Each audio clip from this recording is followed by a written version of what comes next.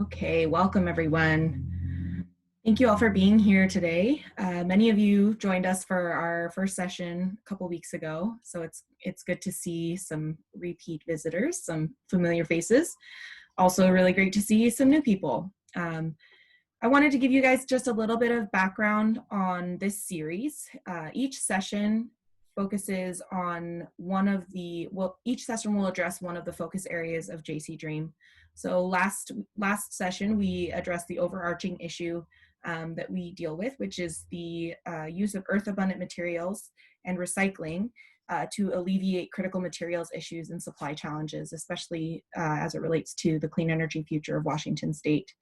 The focus areas that contribute to that large-scale vision are electrofuels, which is today's session, battery materials, which we'll address after the first of the year, and education and workforce development. We'll also incorporate a policy discussion in this series, as that is a large part of progress in these areas.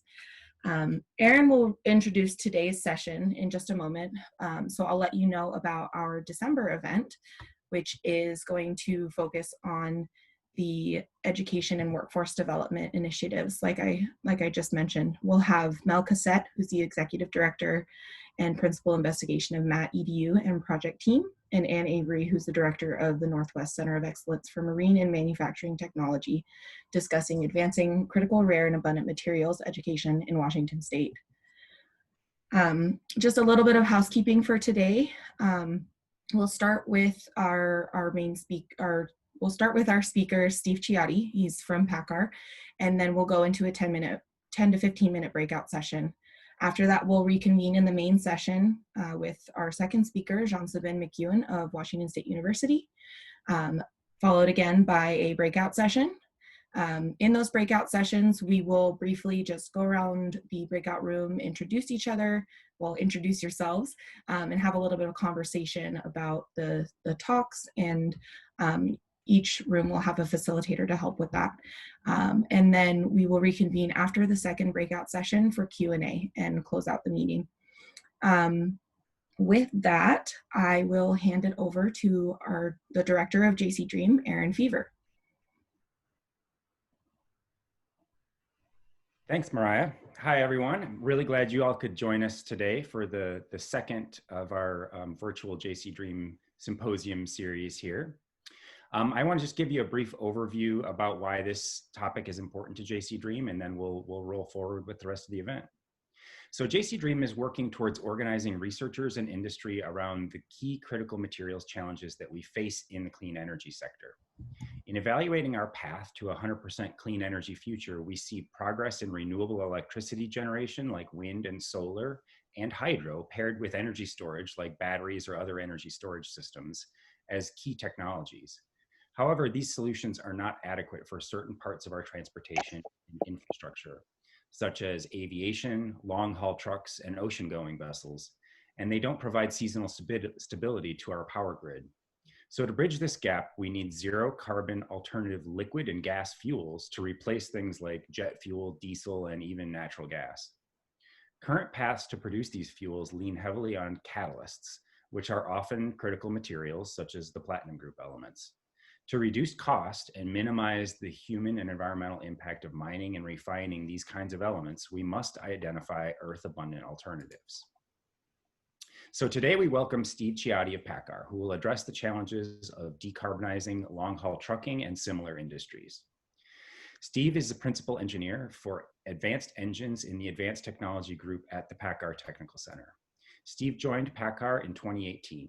At PACCAR, Steve has worked on several different advanced engine technology projects, including the SuperTruck 2, and represents PTC at many external meetings and workshops on advanced engine technology. Prior to PACCAR, Steve was the technical lead for advanced engine research at Argonne National Lab for around 17 years. He's also an ASME fellow and editor-in-chief of the Journal of Automobile Engineering, and Steve is the author of over 70 peer-reviewed publications, and he earned a PhD in mechanical engineering from the University of Wisconsin at Madison. And with that, I give you Steve Ciotti. Very good. Good morning. My name is Steve Ciotti, and I am the principal engineer for advanced engines at the PACCAR Tech Center here in Northwest Washington. And the title of my presentation today is Opportunities and Challenges for Energy and Emissions Reduction from Advanced Heavy-Duty Vehicles.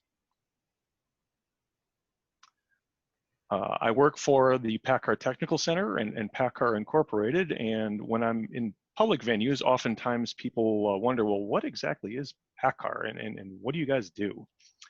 PACCAR is a company that owns a few truck companies. I'm sure you've heard of Kenworth and Peterbilt here in North America. And in the European Union, we own DAF trucks. We also own the PACCAR engine company, which builds engines that go into these trucks, both in Europe and in North America. Our engine plant is in Columbus, Mississippi, here in North America, and Eindhoven, Netherlands, in the EU. And as you can see in the graphic here, we build a wide variety of different types of trucks. Most people are pretty familiar with the automotive business. Everyone has at least driven or ridden in a car, but most folks aren't always very familiar with the heavy and medium duty truck business. And I would posit that the variety and diversity of applications of our vehicles is even wider than what you would find in light duty vehicles. For example, you can see on the left that we build the 6 to 16 ton vehicles that look like panel trucks, delivery vans, things of that nature. What we refer to as a class 2 to class 5 style vehicles in the United States. In the middle column, you can see vocational trucks. Those are work trucks, things like cement mixers and dump trucks. So these vehicles, while not being especially large, rely on the powertrain to not only move the vehicle from one place to another, but the powertrain also provides the input power for whatever device is doing the actual work. For example, the cement mixer or the dump portion of the truck or a refuse truck. So all of these devices are fairly high power demand, and that comes off of the engine with current technology. On the right-hand side, you see trucks that look maybe a little more familiar. Those are our long-haul over-the-road trucks, some with sleeper cabs, some with not. Greater than 16 ton is sort of this class 7 and class 8 category, all the way on up to over 40 ton. So when you think about it, that's a substantial amount of diversity in the mass that our vehicles are hauling in terms of freight. So here, looking at transportation energy use. In terms of petroleum consumption, transportation accounts for a substantial amount of petroleum consumption worldwide. In fact, the numbers would argue that the transportation business is responsible for roughly 30% of the greenhouse gas emitted worldwide. And looking at that chart on the left, right underneath the light duty vehicles are medium and heavy duty vehicles in that sort of grayish stripe underneath the big red one. So heavy duty trucks account for roughly 20% of the fuel consumed in that sector. Approximately 70% of US tonnage is transported by truck. And I think we've all noticed over the course of the last several months, that number has probably grown maybe a bit in COVID times. Most folks are receiving significantly larger segments of their retail goods via delivery than perhaps before. It remains to be seen whether that is going to be a permanent trend or not. But even pre-COVID, truck vehicle miles traveled are only projected to grow over the next few decades, in particular between now and 2050. So this segment of transportation is going to be very critical, not just to energy consumption and subsequent greenhouse gas contribution, but to the economy. Most of the things that you buy at the store got there by truck, whether it's grocery or commercial goods. So our vehicles move essentially the economy. What gets really interesting is when you take a look at the different market segments that we operate in and the propensity for electrification. PACCAR is exploring every technology that we can basically find in an effort to meet the upcoming greenhouse gas and air quality regulations. What becomes a challenge for us is that we sell not only trucks globally, but all over different parts of the United States, where the cleanliness of the grid is substantially different depending upon where you live. Up here in the Pacific Northwest, most of our electrical power is hydroelectric, so that's non-carbon. However, in the Midwest, where I spent most of my entire life, a good chunk of the electricity is generated either by burning coal or consuming neutrons. Certainly nuclear reactors are non-carbon, although they have their own other social costs that we won't get into here. But coal-fired power plants are certainly carbon-based. Even the natural gas-fired power plants that you find in some of the other parts of the US are not zero CO2, certainly. So depending upon where in the US you might be, the carbon intensivity of a battery electric vehicle may or may not be actually better than a current diesel-powered vehicle. Now, these numbers are all subject to change, but this slide is meant to highlight that there are infrastructure changes that will need to occur for that grid carbon intensivity to drop. And infrastructure changes are rarely cheap and rarely quick. So if we're looking to address the problem in the short term, we have to at least be aware of these regional differences and figure out what is the best way to mitigate the carbon production in any of these particular areas. To some degree, it becomes a question of what becomes green faster, the fuel or the grid. And in certain parts of the US, that's still a bit of an open question. One thing I find helpful when I give these presentations to people that are maybe not familiar with moving freight, and I've worked for an airline, a railroad, a truck company, and a national lab. So my career in transportation spans all the way back to 1990. The metric that we use in light duty for fuel economy is miles per gallon. It's the one most people are familiar with. In freight, that is quite bluntly a lousy metric. It's just abjectly terrible because we don't measure the efficiency of our trucks when they're running around empty. An empty truck is relatively worthless. It's only what goes inside the box that actually matters to our customers, i.e., nobody pays our customers to drive empty trucks around the United States. It's only what goes into the box that counts. So when you look at these photographs, passengers essentially go in the light duty pass cars. And most of the time in most trips, the only passenger is the driver. There's a significant number of trips in the United States that the automobile takes that is driver only. But when you take a look at the truck or the train in the middle and on the right, everything you see in that photograph to our customers is overhead. In other words, the tractor and the trailer, that's overhead, that's cost. What goes into the box is revenue. So the metric that our customers are interested in is freight efficiency. How much stuff can they haul, how far, for how much fuel? So you can either do that by cubic foot per gallon or by ton mile per gallon. The easiest way to measure that is in ton mile per gallon. Mass is probably the easier metric. So when you take a look at the different ways that we measure efficiency, the brake thermal efficiency of the engine is only part of it. The power to weight of the vehicle matters, and then the freight efficiency matters. And you can see that in freight, 178 ton miles per gallon in heavy duty truck is relatively good. And in rail, it's even better, 480 ton miles per gallon. And in part, it has to do with the power to weight ratio of the vehicle. In locomotives and trains, you have less than a horsepower per ton that you can carry. With trucks, it's about 15, and in light duty cars, the lower end is 100 horsepower per ton. And that's just for a little economy car like that Nissan Sentra that's pictured. So part of the deal is how do we get the power density that we need and nothing more? Because you can see that the efficiency of each one of these particular modes of transport goes up as you move over to the right. But it's not just as simple as that. For example, when I taught IC engines class as an adjunct professor in my past life, one of the ways that we measure engine efficiency versus engine design criteria is on this graph. the power density of the engine versus the stroke to bore ratio. In other words, how square is the engine?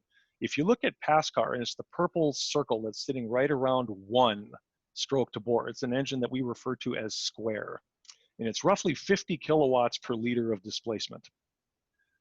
When you start going to the left, in other words, you have engines that rev very high RPM and produce an awful lot of power. You get to IndyCar, NASCAR, or Formula One, cars that are extremely power dense, but they don't really fit the criteria for freight moving.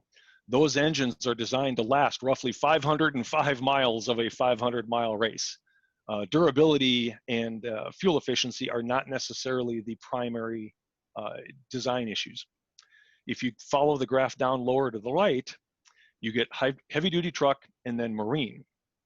Our current heavy-duty truck engines have roughly half the power density of what a PASCAR has, but the engines are hauling significantly higher amount of mass, and that's where the efficiency and freight efficiency numbers come from.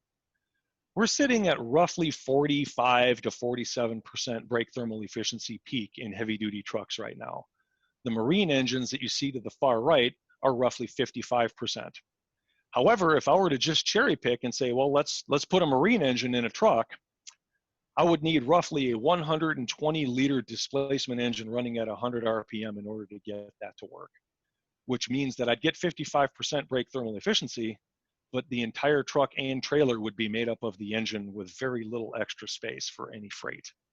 So that's just a completely impractical way of doing this. So I decided to take a closer look at truck engines. Where have truck engines been? Where have they gone? Where are they going? And you can see essentially a steady increase in the brake thermal efficiency of over-the-road diesel engines in heavy-duty trucks, primarily driven for customer cost constraints, in particular in light of the increasing emissions regulations that have hit all of these industries. In 1974, it hit the light-duty industry with the Clean Air Act. In 1998, the EPA consent decree hit the heavy-duty industry quite hard, as you can see in this graph. And as we responded with significant amounts of EGR to bring the NOx numbers down, the efficiency hit was fairly substantial.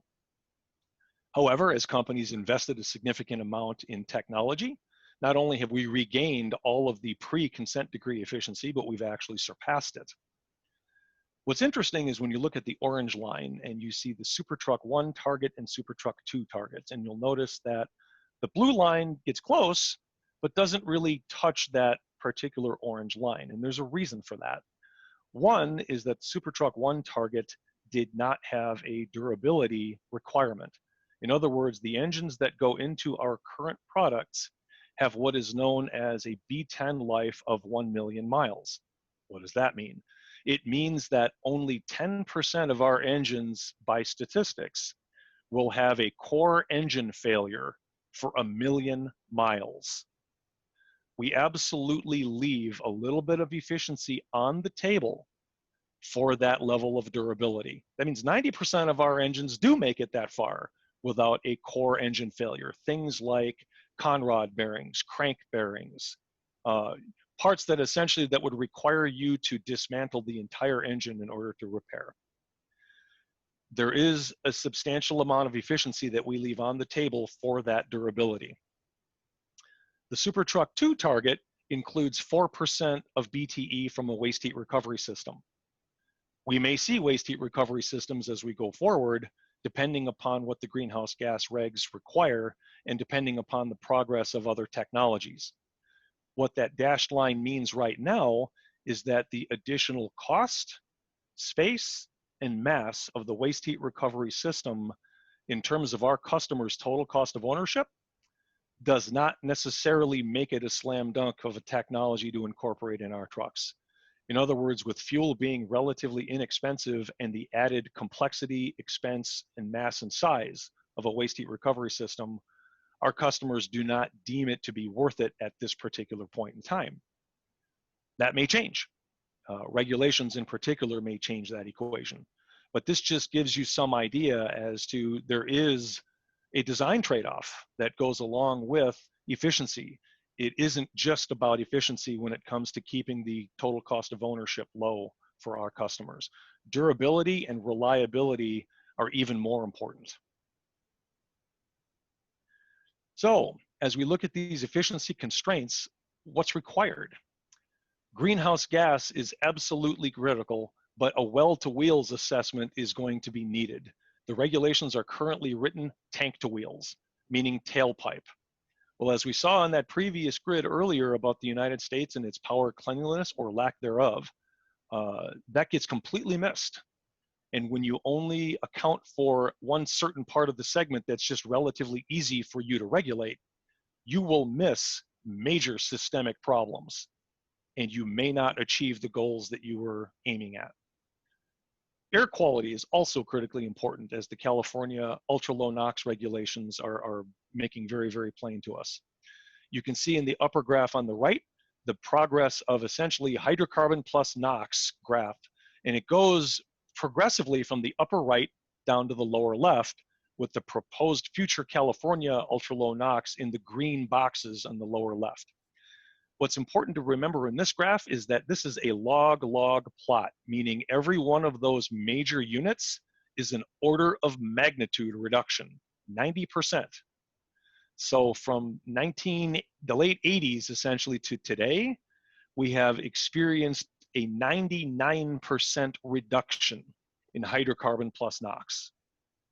99% in just over 30 some years. That's a substantial amount of investment in technologies that you can see essentially highlighted in those different boxes pointing to the different circles on that graph. In the lower right, you can take a look at how the technology may match future vehicle requirements. The vehicle application and the solution both need to fit together. In other words, the technology has to be a good fit for the market application, and then there's an economic fit, which admittedly can change, but even so, you can't ignore it completely. And that means that the technology not only has to fit the market, but the technology cost also has to fit the market. There are quite a few examples, and they're not necessarily difficult to find, where regulations written with the best of intention actually had a boomerang effect on the actual products and market that got sold, and what was expected to happen spectacularly backfired because the market tends to find an alternate solution when the desired solution becomes too cost prohibitive. So not something that necessarily has to be taken at face value or being afraid of it, but you'd better acknowledge it because history is actually flush with examples like this. So how do we get to zero GHG? There are roughly 3 pathways, and that's electricity, presuming that it's being generated by green sources or non-carbon sources. Green fuels, which can either be biofuel or electrofuel, and I think that will lead into Jean Savin's presentation quite nicely. And hydrogen also is interlinked really with the electricity and the e-fuel argument. So the idea is that you have to minimize CO2 from the fuel production, from the vehicle life cycle, and that includes vehicle manufacture and vehicle disposal, not just vehicle operation. And then the CO2, of course, from the operation of the vehicle, while maintaining at least acceptable productivity and operating infrastructure cost. All of these things are non-trivial, both to us as an OEM and to our customers, the fleets.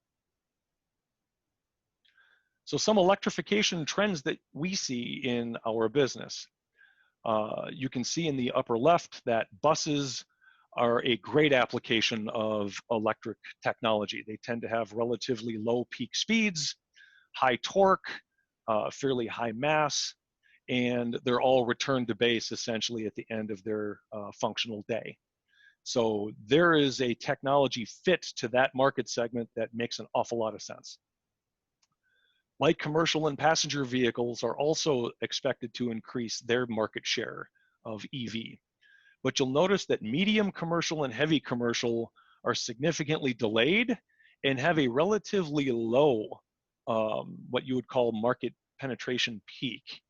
And there's a variety of reasons for this, and we'll get into that on the right-hand side in terms of the amount of lithium-ion battery demand in those market segments that are easier to shift to EV. In other words, there's only going to be so many batteries to go around, and the high power, high energy storage requirement of heavy and medium commercial vehicles don't make us essentially customer number one to the battery companies. Our problem for a battery company is substantial. The amount of energy that we need and the amount of power that a heavy duty vehicle demands means that the requirements on batteries are astronomical. And most of the battery companies are trying to wrap their arms around problems that are tractable. And in light duty, it makes a lot more sense. The energy storage and the power demand is an order of magnitude lower. So they are really focusing on those particular areas in the short term. The other challenge is that when you go to the lower left, the lithium ion battery price in terms of dollars per kilowatt hour. And even if you take the longer view that these prices are going to continue to drop, and there's some data to show that they will and some to show that maybe that's a little optimistic. Either way, it's going to be more expensive than what we're dealing with today. So the price is going to go up to some degree regardless of technology for energy storage.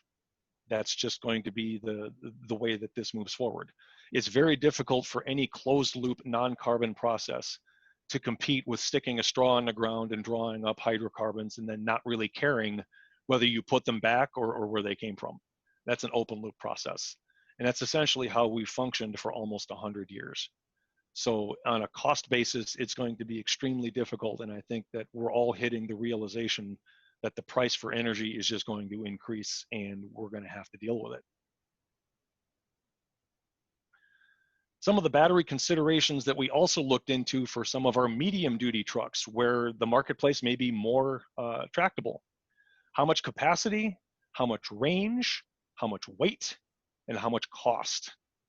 And what you see here is that when we use relatively modest assumptions, the $200 per kilowatt hour, you'll notice is significantly higher than where those battery trends were going. And again, we're trying to anticipate what our customers are going to be able to absorb in their marketplaces.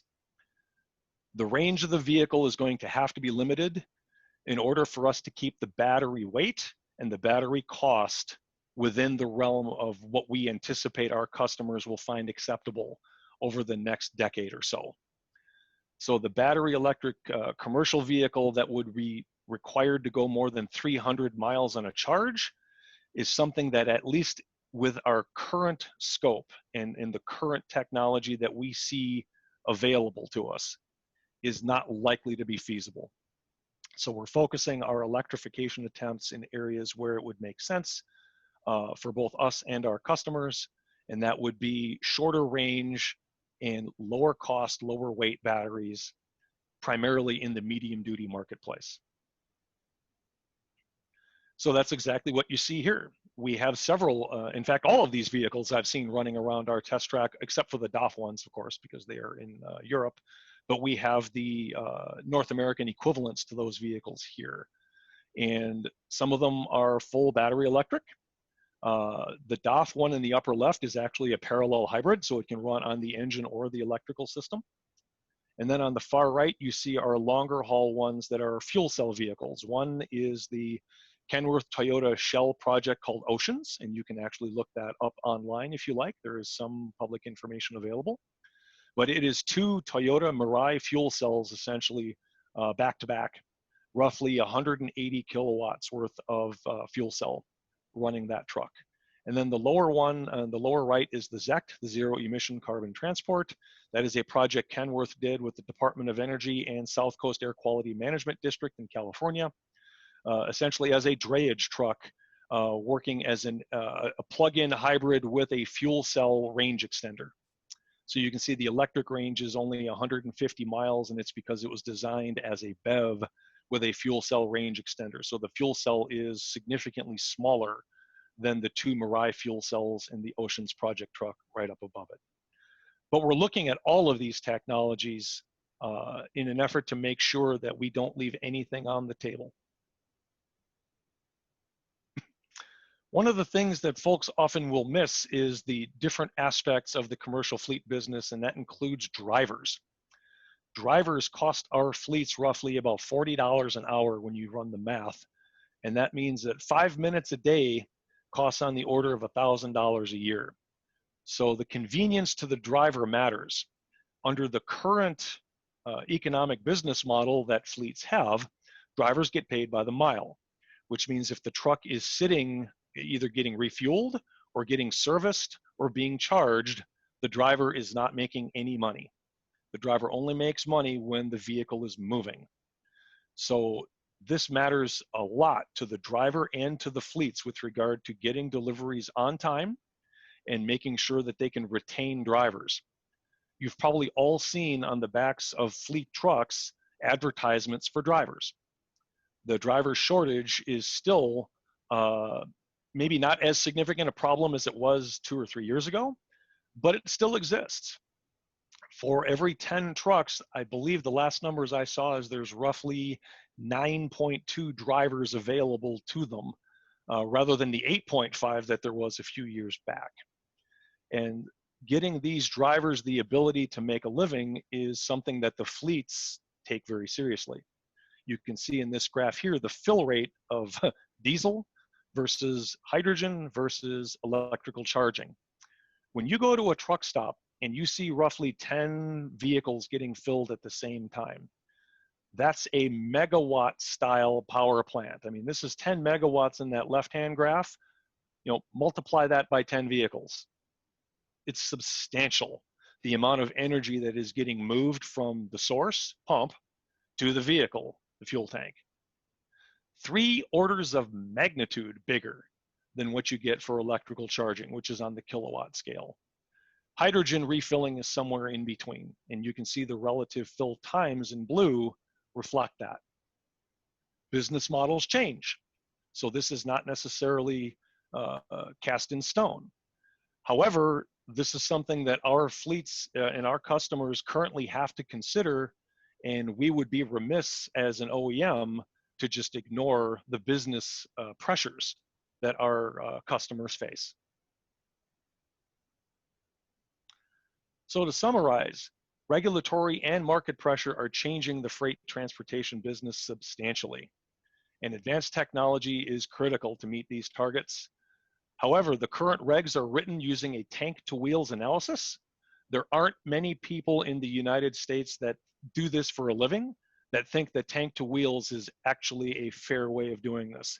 And in fact, when you take a look at most of the numbers, tank-to-wheels will cause us to come up short on almost every one of the targets because you're willfully missing a good chunk of the system that contributes to greenhouse gas contribution.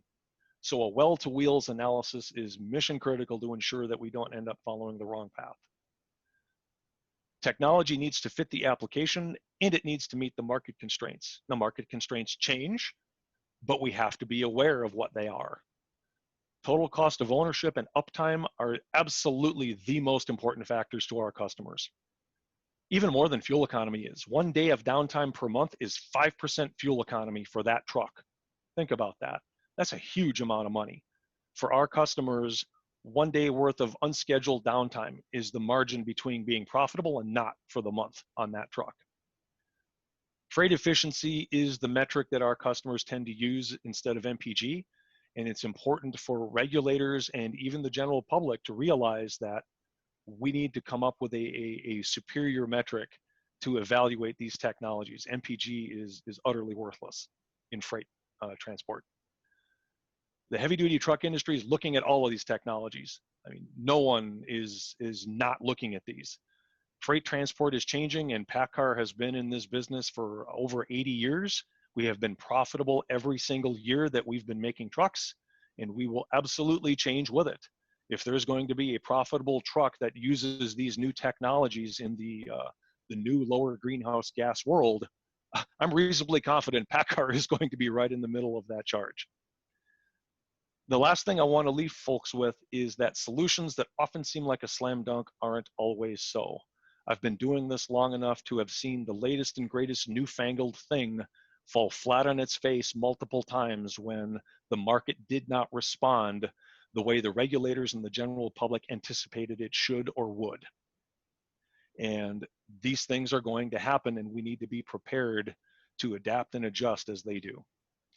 And with that, I will leave it to questions. Thank you very much for your attention. Thank you so much for the introduction. So today I'm going to talk to you a little bit about, as Aaron said, about the role of earth-abundant catalysts in the clean energy future. And I'm going to kind of try and give a little bit of perspective of the kind of research that we're doing at Washington State University. So my group tries to use the corresponding theoretical tools that are needed to solve the current phenomena that we're trying to understand. So if we're trying to understand the phenomena at a macroscopic regime or a mesoscopic regime, we use the corresponding tools of physical mechanics and or thermodynamics. So for example, if we want to understand the corresponding catalytic properties of a single catalytic grain, which could be in a carbon support, here on the scale of 20 nanometers for a single catalytic grain, we try and understand the corresponding catalytic properties when all of the facets are simultaneously exposed at the surface of this single catalytic grain. Which would not be accessible if we would just use density functional theory. Other things that we try to understand are larger length scales when we're having, for example, an iron-based catalyst, which is an earth-abundant catalyst, which is exposed to hydrogen, which is a key reaction in the corresponding conversion of biofuels to usable of bio-oil to usable biofuels. And so here we also have larger length scales that were usually accessible only via these statistical mechanics tools. We also look at things on the corresponding electronic regime where we look at, where we use density functional theory, where we can understand phenomena where we have, for example, nickel catalysts on yttrium zirconia stabilized support. And where we also have we look at the corresponding influence of electric fields on this methane steam reforming reaction, in which we convert methane to carbon monoxide and hydrogen. We also look at systems that are related to what Steve was talking about, where we look at the low temperature conversion of carbon monoxide to CO2, where we look at, in particular, the corresponding properties of single site catalysts which are exposed on an oxide support. We also look at reactions that are related to the selective catalytic reduction of NOx, where you have the conversion of NO and NO2 to water and nitrogen using metal exchange zeolites. These kinds of metal exchange zeolites, Steve talked a little bit about in the last talk, where these are especially important for heavy duty vehicles, where you have a urea tank where you have in the selective catalytic reduction of NOx, the corresponding catalyst that is kind of coated inside of this selective catalytic reduction component of the heavy duty vehicle emission exhaust control component. So NOx is one of the main pollutants from exhausts of lean burn engines, and NOx can be removed by this reaction mechanism using ammonia as a reducing agent. And there has been lots of activity in the literature on especially these copper exchange zeolites, which are an excellent catalyst for this SCR reaction, which can occur under standard, fast, or slow reaction conditions. So just to give a little bit of overview of the current emphasis of my research program at Washington State University, we look, in addition to the SCR of NOx by ammonia, where we collaborated with companies such as Cummins, and we also collaborated with Purdue University and University of Notre Dame, as well as the Pacific Northwest National Laboratory. We are currently collaborating with Tufts University and a group of Charlie Sykes on the low temperature conversion of carbon monoxide. And we're more recently collaborating with Dan Shantz at Tulane University on trying to understand how we make this catalyst in the first place. In particular, the next generation of these emission exhaust catalysts is SSZ39, which is a variant of the catalyst that I showed you on the previous slide. So that's all emission exhaust motivated to a large extent. We also look at studying the effect of electric fields on catalytic reactions, in particular because they are present in fuel cells. So for example, in the methane steam reforming reaction, which can be used in a fuel cell environment, we also look at more recently on the low temperature or the conversion of carbon dioxide to more useful products with Aranda Nicola at Wayne State University. In collaboration with Norbert Cruz, we looked at in the past at CO hydrogenation to long chain alcohols. So CO hydrogenation is not a new reaction. One can use that to produce hydrocarbons, but what's new here is that producing long chain alcohols is another way of producing more useful products that can be used for plastics, for example. And we've collaborated with a number of universities in that regard, in addition to the group of Norbert Cruz at Washington State. As was mentioned a little bit before, we were also looking at upgrading bio-oil to usable biofuels, and we collaborated with a number of entities in the United States. For example, we collaborated with the Pacific Northwest National Laboratory in particular, and University of Washington. But we've also collaborated more recently also with the Université Libre de Bruxelles, where they have this single catalytic grain model that I've talked about before, where we have the corresponding experiments that are performed in the field ion microscope. Finally, we're also collaborating with some entities in Germany as well, who do synchrotron-based experiments. So we also look at nitrogen dope biochar for water pollutant removal. In particular, we do that with Manuel Garcia Perez at Washington State. So I want to kind of talk about a little bit one of the focus of our research program is on iron. So iron is the second most abundant metal in the crust, and there's about 230 billion tons available worthwhile, which are produced globally and domestically. Some examples are shown here, and we can see that indeed from this world map, this is produced in a large extent of the world. So there is a problem, however, that with iron corrodes. This can be a really costly problem. It's like, here's an example, corrosion on the Brooklyn Bridge. And it's costly in the sense, on an annual basis, it costs about $140 billion per year in various, in the utilities, manufacturing, and so on. So what one does is that sometimes we try to protect or prevent the corresponding corrosion of these catalysts or materials with protective coatings, corrosion-resistant alloys. And what I'm going to talk to you a little bit about today is that we've been using these kinds of iron catalysts in order to convert bio-oil to usable biofuels. Here's an example of a biomass to liquid factory in Germany. And the idea here is that we can go from biomass through the pyrolysis process to bio-oil, but still there's a large content, weight percent, up to 30 weight percent of oxygen. So we look at the hydrodeoxygenation process in order to kind of remove this oxygen. So a typical kind of reaction here is, for example, where we have a hydrogen and some aromatic compound with oxygen associated with it, where we have a phenol that are both exposed to the catalyst surface, and in which we eventually get the conversion towards the desired product after CO bond cleavage to water and benzene, where we want to have a minimum amount of hydrogen consumption. So we found in the past, in collaboration with Yang Wang at Washington State, that if we have an iron catalyst, and in particular if we have a little bit of palladium that's added to it, we have a high selectivity towards benzene, toluene, and xylene, i.e. BTX.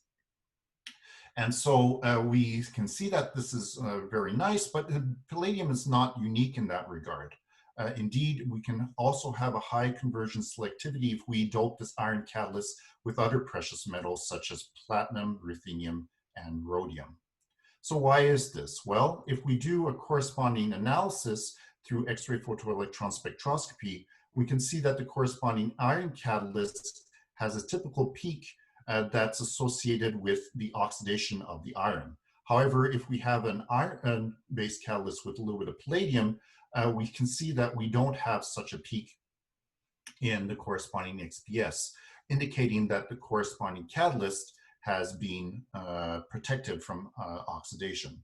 So although this is great, one still uses a little bit of a precious metal in the first place. So it would be great if we could get rid of this precious metal altogether. In particular, what about interacting iron with nitrogen, for example? Well, before we kind of answer these kinds of questions, we have to take a step back and to ask ourselves what nitrogen-doped structures actually exist at a given temperature and pressure. Also, can these structures be stabilized by iron atoms? And in particular, relating to what we've been talking about before, can nitrogen interact with iron to make it resistant to oxidation?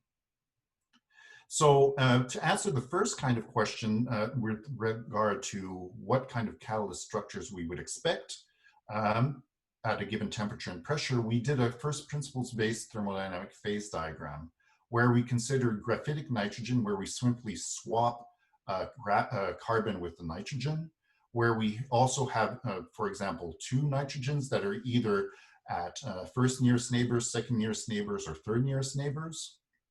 We can also consider the presence of vacancies within this graphene-based structure, or we can have more exotic structures associated with it. So considering all these structures into account, we got the corresponding change in the Gibbs energy as a function of ammonia pressure at a given temperature, and we can see that the ones that have the lowest Gibbs energy are the ones that are the most thermodynamically stable. In particular, if we go up to a moderate ammonia pressure, we can see that the corresponding most stable state is actually none of the structures that I've shown on the left. It's actually just a pure graphene sheet. It's only at high enough ammonia pressures that we start to get nitrogen incorporated into the structure. In particular, we get this porphyrin kind of structure where we have pyridinic groups, and at high enough pressures, we have these pyrrolic groups that are associated in it to be the most thermodynamically stable. So the take-home message here is, yes, we can get nitrogen into it, but it's only at high enough pressures. And so we have to take those kinds of things into account if we want to make the relation to the corresponding experimental results in order for our model to be predictive. So with regard to the hydrodeoxygenation process, our experimental collaborators looked at the conversion of M-cresol to the BTX selectivity. And what we can see is that the corresponding iron catalyst on nitrogen has a high BTX selectivity, which is stable over up to 40 hours on stream. But the corresponding catalyst where we have no nitrogen incorporated into it has a deactivation over a moderate lifetime. And a corresponding XPS analysis shows that aminofunctional groups exist with increasing nitrogen content. And the deactivation of the catalyst correlates with the increasing presence of the amino groups. So why is this? Why does nitrogen is so necessary to prevent the corresponding deactivation of this kind of catalyst? Well, we tried to answer this question from a computational standpoint in which we looked at the corresponding absorption energy of iron in all of these kinds of structures that I kind of illustrated in the 2 slides ago. And we can see that the ones that are the most stable, in other words, the ones that have the highest absorption energy of iron, correlate quite nicely with the ones that have the most endothermic energy for oxidation, i.e. the one that has the most increasing oxidation resistance. So we can kind of illustrate and see how these kind of nitrogen doped structures can help in the corresponding stability of these kinds of catalysts. And this kind of work was recently published in ACS Catalysis earlier this year. One other thing that I want to kind of talk about, where we haven't approached the question so far, is the role of electric fields in this kind of business. In particular, Electric fields may sound exotic, but they're actually present in a lot of systems that are found in everyday life. On a more academic point of view, they're a natural variable state in the corresponding field ion microscopy experiments that I alluded to before on a single catalytic grain. But they've also been shown to be important in enzyme catalysis, and even in the electric fields and zeolites seem to be present on a local effect. Then also in fuel cells, which is going to be more motivated to what I'm going to be talking about next, there's a large electric field since in this Helmholtz layer, which there's a large potential drop from the electrode to the electrolyte. So revisiting this question with regard to resistance towards oxidation, we looked at the single catalytic grain model, and what we did is here we show in yellow a high oxygen coverage and in blue a low oxygen coverage on the single catalytic grain. And the question that we want to answer is whether if we apply electric field can play a similar kind of role than the nitrogen or the precious metal that we talked about before. So in these kinds of models, we have a non-uniform or heterogeneous electric field that is applied, which is highest at the apex of the tip and lowest at the flanks. In fact, it's zero at the flanks. And we can see that this kind of model is kind of a top-down view where the apex of the tip is right here and the flanks of the tips is right here, which corresponds to these angles theta and phi, which I'm kind of plotting in this stereographic representation. So coming back to our catalyst, we can look at the effect at the same pressure and temperature, but in the presence of electric field. And we can see that also an electric field can decrease the corresponding amount of oxygen on this single catalytic grain. So that could be another variable state or another tuning parameter to help the corresponding catalyst in terms of its longevity. So we talked a little bit about fuel cells, and so I want to kind of elaborate on that in terms of transportation sector, where although as Steve Staccati talked about, we can certainly have a pure catalyst that has only a fuel cell, but a hybrid kind of vehicle where we have gasoline and a fuel cell working hand in hand can increase the fuel efficiency of about 60% in these kinds of vehicles. But however, a limitation of these transportation vehicles is that these catalysts deactivates due to coking. And this is quite nicely illustrated in the next slide, where we're looking at the partial oxidation of isooctane, in which we consider 4 different kinds of catalysts, with one with nickel on ceria zirconia, in which we have no molybdenum associated with it, and one in which we have 3 weight % associated with it in this nickel over zirconia catalyst. For the one without any molybdenum associated with it, we can see the growth of carbon nanotubes that is occurring here. So a complete deactivation of the catalyst will occur over about 2 hours time on stream. And we also see that the corresponding catalyst with a little bit of molybdenum associated with it will prevent the corresponding formation of carbon. So this is very great, but we try to understand this from a computational point of view, where we consider the reaction barrier for CC bond formation on a nickel over yttrium-stabilized zirconia and a nickel moly catalyst.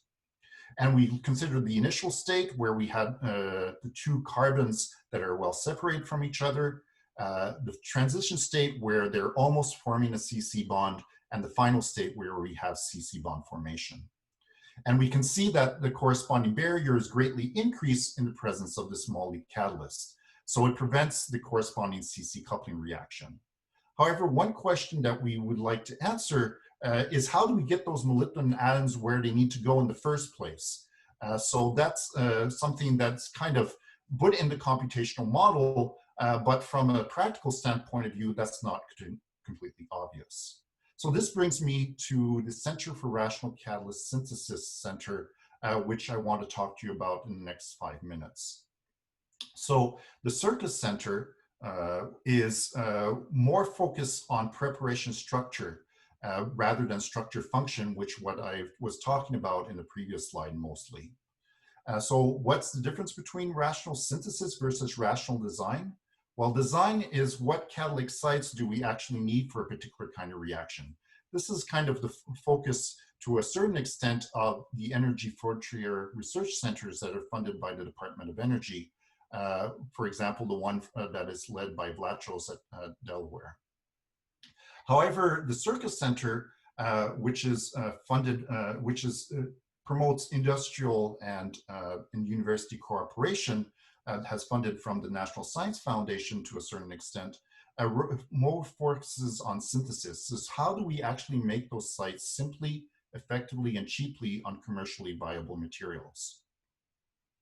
So in that regard, we have, I think, quite a diverse team here at Washington State University, which has focus or an expertise in the synthesis of these kinds of catalysts, as well as in the corresponding electric field or electrocatalysis aspects at Washington State University, as well as computational kinds of aspects at Washington State University. So here we can kind of answer the question from renewable resources, such as wind or solar power. We could, for example, have the electrochemical reduction of CO2 to carbon monoxide and hydrogen, and through the Fischer-Tropsch reaction produce liquid fuel, and then kind of couple this with fuel cell technology to have, for example, a hybrid vehicle that we talked about in a couple of slides ago.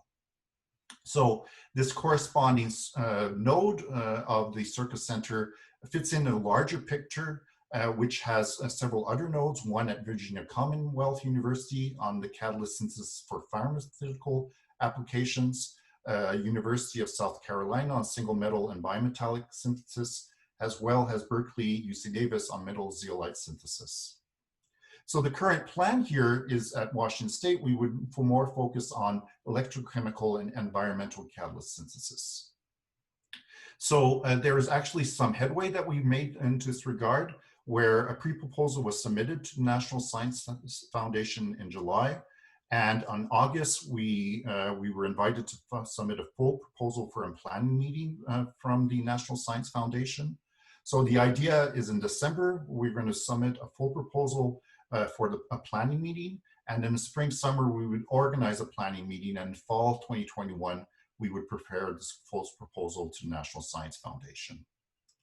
So we've already identified several potential industrial members for the rational synthesis of emission exhaust catalysts, some of which are already in the audience here or have already given a talk.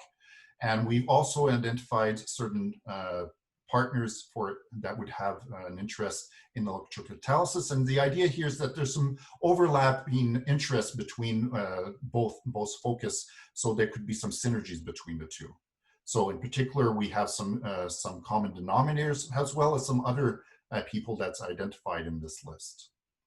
So this, as I mentioned before, this IUCRC node at WSU would be complementary to the other kinds of nodes of the center, and we have already had some informal commitments to participate at this planning meeting from the companies listed below. And I would like to emphasize that this is not certainly a closed list. If there's anybody that's in the audience that would be interested in joining into this effort, I would be happy to talk to them either in breakout room or afterwards after this session is done. So finally, I would like to take a moment to actually thank the people who did the scientific work. So this is a recent photo of my group here with some people that I've left since, and I want to also acknowledge some people here who have already having a faculty position, for example, Feng Lin Che, as well as people who have already graduated. I would like to thank the experimental collaborators in the Young group, the Ha group, and the Garcia Perez group. And finally, I would like to thank EMSOL and JCDREAM for computational resources, and the National Science Foundation and the Department of Energy for funding. And I would thank you for your attention, and I would be happy to take any questions that you may have. Thank you.